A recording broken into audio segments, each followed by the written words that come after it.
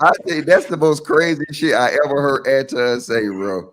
Give me your checks, hoes. It's crazy.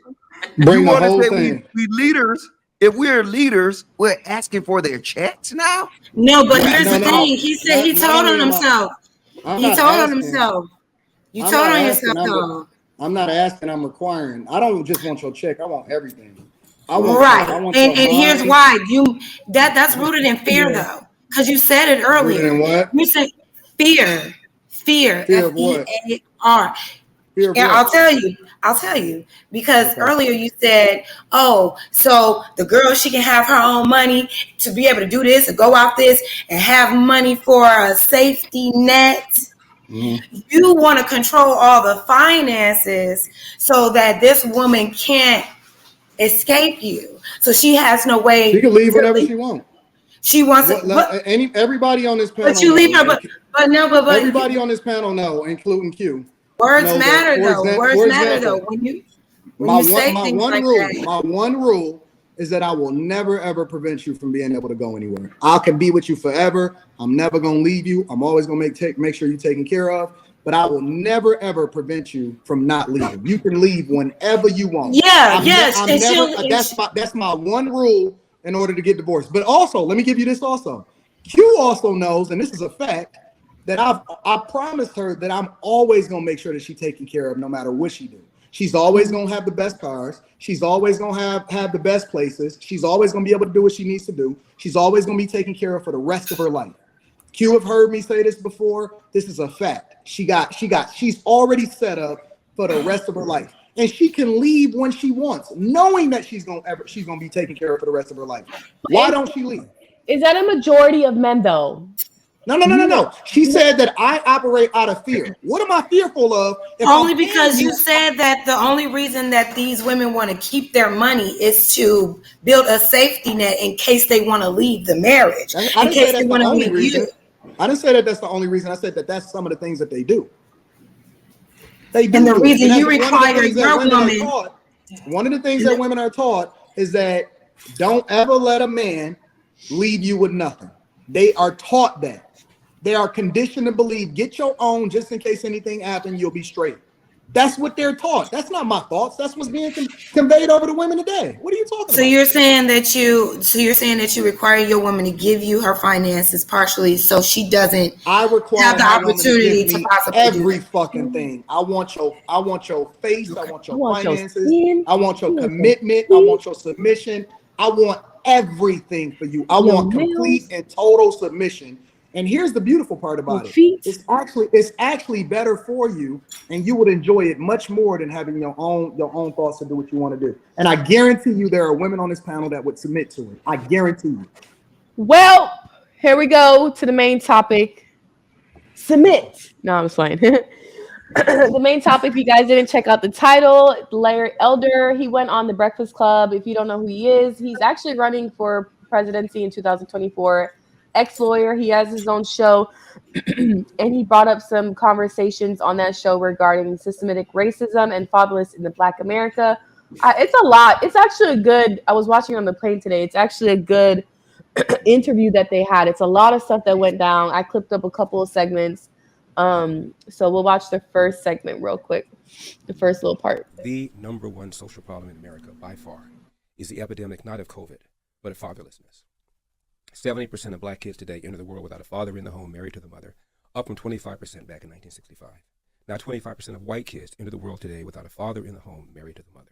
And raised without a dad, you're 5 times more likely to be poor and commit crime, 9 times more likely to drop out of school, and 20 times more likely to end up in jail. What's incentivized women to marry the government and incentivized men to abandon their financial and moral responsibility.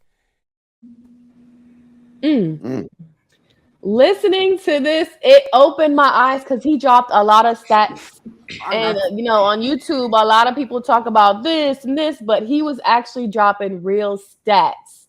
So, what do you guys have to say? Is fatherlessness the number one epidemic in America to you guys? And I'll go over the stats that he went pretty briefly. 70% of black kids enter their home fatherless. Five times more likely to be poor or commit a crime. 9 times or more likely to drop out of school. 20 times or more likely to end up in jail because of lack of the father in the household. And that's wise. Let me speak on this. One. All right, so an issue I've been having all my life, ever since I was a small child, relates to fatherlessness. Every time I call myself making friends with somebody, it's like fatherless guys who are like feminine when you apply pressure to them, or fatherless females who are masculine if you apply pressure to them. They always end up gravitating to me on the friendship level. The thing is, they want to spend excessive amounts of time around me. It's like some mental instability with them. It's like I feel like I can't get any alone time to myself being friends with fatherless people. They want to spend excessive Man, answer the goddamn question. What the fuck are you talking about? Yes. Logic, give him grace. He's different. Yes, it is. He's different. So let him give him grace. There's more problems that relate to fatherlessness. There's more problems. King. Go get your helmet, bro, so that they know what's going on. I don't got nothing. Look, I don't got nothing. Hey, see, kick this nigga off the panel. Bro, the fuck you? Logic, you don't I'll rock with you, King. Fuck these things, bro. I got you, my dog. Yeah, Quentin is cool. I rock with him too. I think listen, hey. I don't got no helmet. I'm not on no type of spectrum. I'm not. I read a lot of books. That's it. All right, King, is fatherless the number one epidemic in America? And this too. All right, y'all do it. I know how to read. I'm not on no spectrum. Stop saying that. I'm not on any type of spectrum, man. Come on, Anton Q. Come on. It is. I didn't even do nothing. Erica, all right, well, King, we heard you, fam. Nice one, bro. We heard Anybody you, Antonio. Once again. All right, Erica, do you think fatherlessness is the number one epidemic in America? I think I would agree. I think that they need a father, whether it's biological or step father in the home to help. Okay. Quinn? Look at his face. I'm just listening. I'm gonna let y'all get y'all energy off. Quentin, y'all act like I'm the bad guy because Logic want to be on y'all team. I agree with what my somebody DM me and said that Logic and B Taylor is had something. What did they say in the chat? I mean, in my DMs. Yeah, Logic and B Taylor on B Taylor TV. Yeah, it was a good live. Go check it out. That's not what they said in my DMs. They said something different. But okay, I get it. What they say? We'll talk about that later. I'm saving that one for the clip. Don't worry about it. Now Logic jumping on other panels. He came on mine. Logic, we're gonna fight. Go ahead. I agree with what King was trying to say, that women by themselves tend to, what he was trying to say, raise feminine men. I agree. We need us men to give our men direction on how to be men, leaders. We're supposed to be the heads of the house. Women are supposed to follow us. Feel like men should make women's life easier. Pass that down to our sons. But I would say yes. We got a whole bunch of feminine boys out here because there's no men in the life. It's the majority. They the majority. Well, why? But y'all saying that the reason why most men that's feminine is because fatherlessness. Is because of the women that's raising them. Is that what y'all talking about? Yes. I would say so. Ladies, y'all agree with that? That is y'all fault. Their responsibility is unless y'all disagree with me on this 2 weeks. That one woman who had her son get beat up, the dad wasn't in the life, so I think that's probably the best you can do. Do y'all agree with Quentin that is y'all responsibility? It's y'all fault that men are turning out feminine? No, but we can't teach a son everything that a man could, and just like a man couldn't teach a woman everything, so I don't believe it's all our fault. Absolutely not.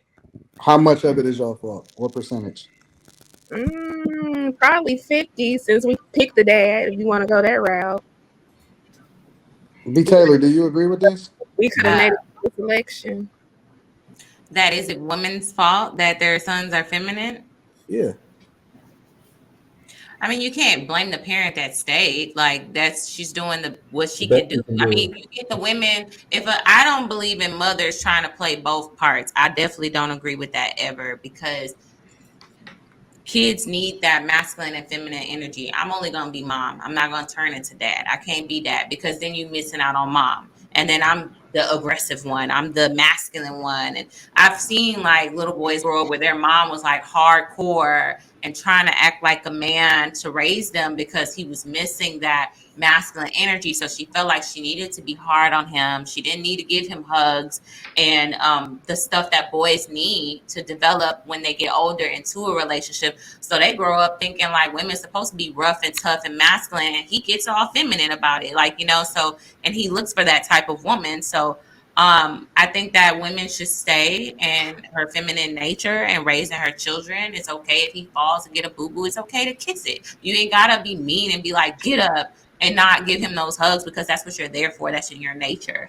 But as for fathers, if that child doesn't have a dad, like I think the best thing that a single mom can do is have a tribe, a community of people because you can be a single mom, but when you don't have a good community of people surrounding you, that's when they fall into a lot of trouble because you got the uncles, the grandfathers, the other men in the family and women that's looking out for your children. But when you just a struggling single mother with no help, no assistance, no nothing, like yes, you're gonna fall underneath the poverty line. You're not gonna have that help. No one is going to be there to pay attention to your child and while you're not there. So family is very important. I think having a community in general is important regardless if you're married or not married, but especially when you're a single mom, you need that community around you. So I don't want to sit here and say the parent who stayed is to blame. I think if we're going to place blame, why did the man run away? Why is he able to run away from his responsibility? Because last show y'all had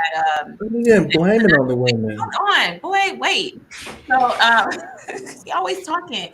The guy from last week, he said in his culture, men were not able to run away from their responsibilities. Either they had to marry the woman or they had to RIP, or they was it wasn't no option. Nowadays, men have an option to run away. He could still go to the club with his homeboys. He could still get a job. He could still be getting other females. So where's the repercussions for men who walk away from their children? Like you ain't got to be in that relationship, but you need to take care of your child because your child still needs you. So What if I told you that the majority of men, the overwhelming majority of men that have children in wedlock, never walk away from their children? yeah, okay. Okay, so if that be the case, then why do women have children out of wedlock? I can't answer that. I can't answer that. The I commission. don't know, I Taylor. think You that a can lot of answer women, everything I else, but think you that can't the answer that women one. that I know probably go into it thinking like going off of potential that they're gonna get married to this person, and then once you give a man a baby, like it's kind of like you didn't give up all your weight, kind of like to get married. So yeah, it is important to get married before you have a baby, but reality is a lot of girls are going off of potential that oh well so and so had the baby first and they eventually got married, so they look at those like situations that okay we could still get married after the baby. But I mean, men do treat your children how they feel about you. So if you had a kid with a man that didn't really care about you, he's most likely not going to care about the kid, which is why you say if a man marries a woman, he's more inclined to stay because he loved that woman. He was taking care of that woman, so he's going to take care of that child. Okay, let me address this because this is the problem with us, right? If you looked at this interview, which was good with the Breakfast Club, I think Larry Elder did a great job. But when you're talking about stats from 1995, right? He's speaking about fatherless is a past epidemic. When I was coming up, it used to be, you remember it was a thing called teenage pregnancy, right? Is that a thing now? Well, okay. So let me add some context for Wait. you. You can't do that. You can't curveball me. I'm just address that point. I'm a Is destroyer. teenage pregnancy an epidemic now like it was in the 90s? No. No. All right. Also, We don't see a lot of these women are not having kids. Every stat that Larry Elder brought up, I totally agree with. But his stats he used 1995, this 20 Mm, years ago. This is the problem with mhm. black community. We address things when it's too late. Right now, it's a whole nother, it's a relationship epidemic that he should be talking about. And he's not going to address that because he talked about the baby mama epidemic of the 80s, the 70s, and the 90s. We passed that.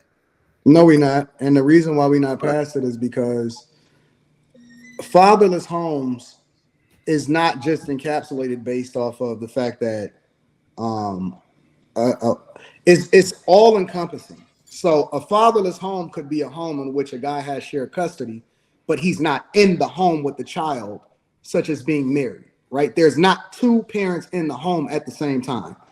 The stats don't differentiate between whether or not a father is non-existent or if a father is just not in the home at all. It's encapsulated based off of the idea that two parents are married and they are in the household, both raising a child together. So when you actually go through the statistics, it still applies today because there's more women that are single baby mamas than there was in the 80s and in the 90s. The No. stats don't separate it. The stats don't differentiate it. Okay, I'll give you an example. A woman that had a child in 2010, that child is now 13 years old.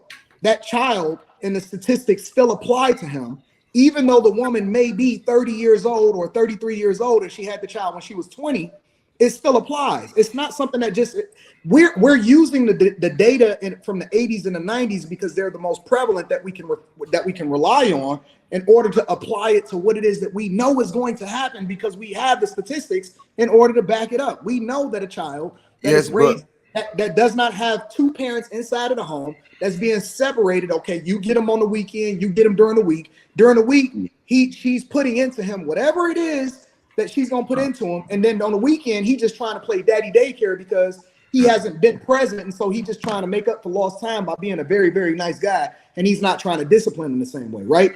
You're still more likely to need therapy. You're still more likely to join a gang. You're still more likely to turn out gay. You're still more likely to be in prison. You're still more likely to have mental issues. You're still more likely to look at women a certain type of way based off of the fact that you didn't have that strong male presence in the household at the same time as the woman. So it doesn't separate the fact that the father may be in his life, but it does encapsulate the idea that there's not two parents in the household at the same time. The statistics still apply.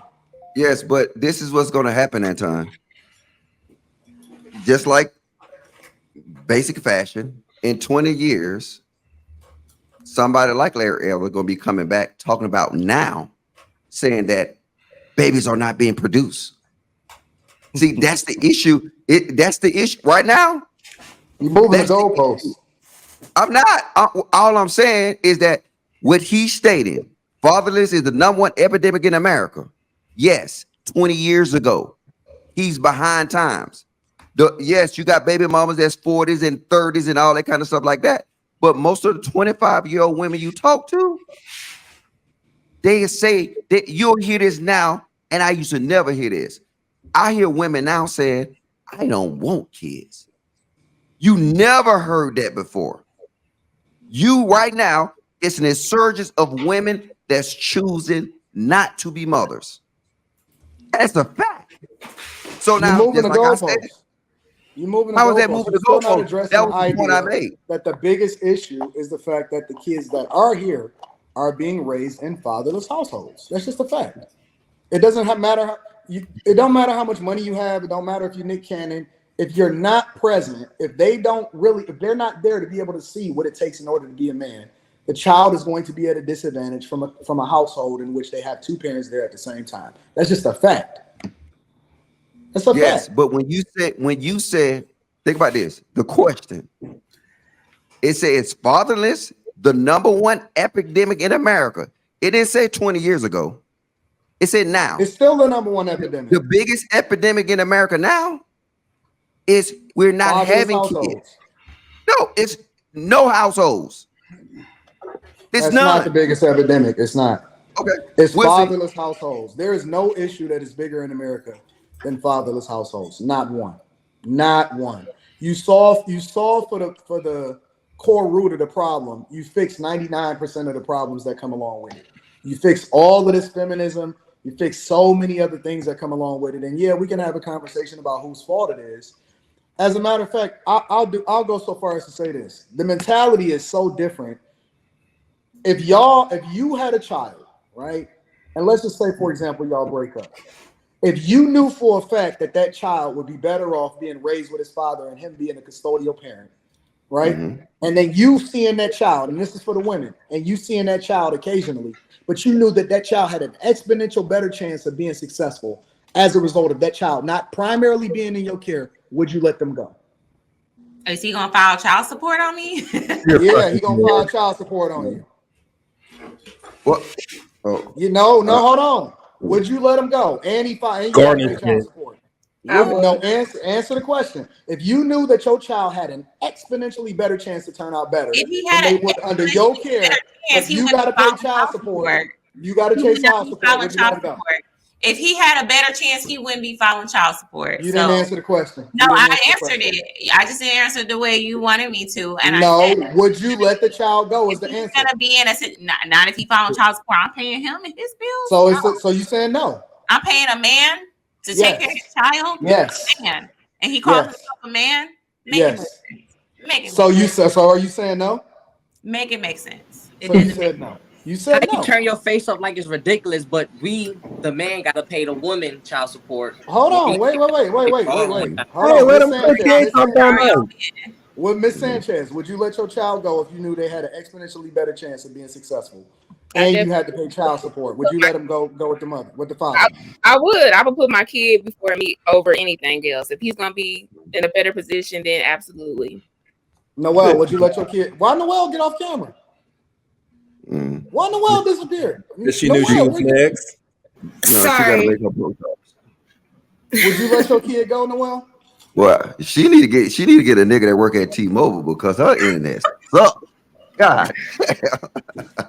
Would you let your kid go, Noel? I'm on a 5G. I don't know.